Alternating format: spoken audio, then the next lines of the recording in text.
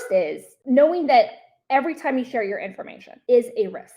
And the more times you share your information, the more that risk compounds. So while you might trust everybody individually, once you get it away 20 times, there's 20 different risks. And again, as mentioned earlier, breaches are rarely intentional, right? They're usually accidental. So now you have 20 different people or companies that could accidentally do something.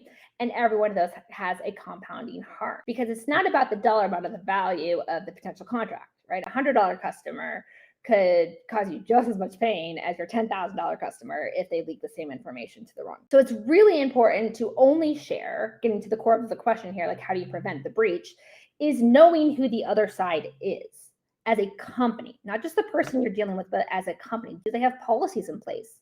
Do they have procedures in place? Do they have good data security? Do they have good privacy? Based on the type of information you're sharing with them, how reliable are they as a company in their setup and their processes to take care of your confidential information? And then making sure that what you're sharing, as you're sharing it, is informing them, is this confidential? Right? By the time you've been in a business relationship for a few months, even a few years, maybe you're out to dinner, maybe you're out to lunch, you're having cocktails and talking with a bunch of people, you start to forget that what's being shared might be confidential or classified, protected information. And so reminding them, like, hey, what we're going to talk about here, we've got to keep this on the down low. This is confidential information. And when you send something, put it in your emails. This is confidential. Mark your documents. This is confidential. I automatically do on almost all my documents when I work with my employees and freelancers. As I say at the very top, as I create a document, confidential, not allowed to go out. And of course, everyone I work with always signs an NDA. So I have an NDA in place.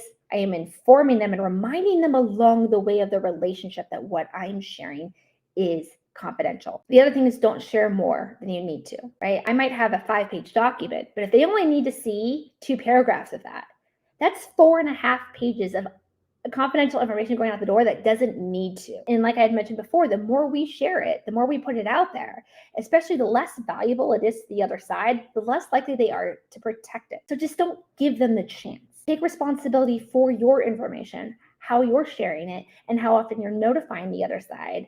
Other friendly reminders like, hey, we got to keep this on the down low. This is not public information. So do keep it that way. So those types of things are a great way to help reduce the risks of a breach.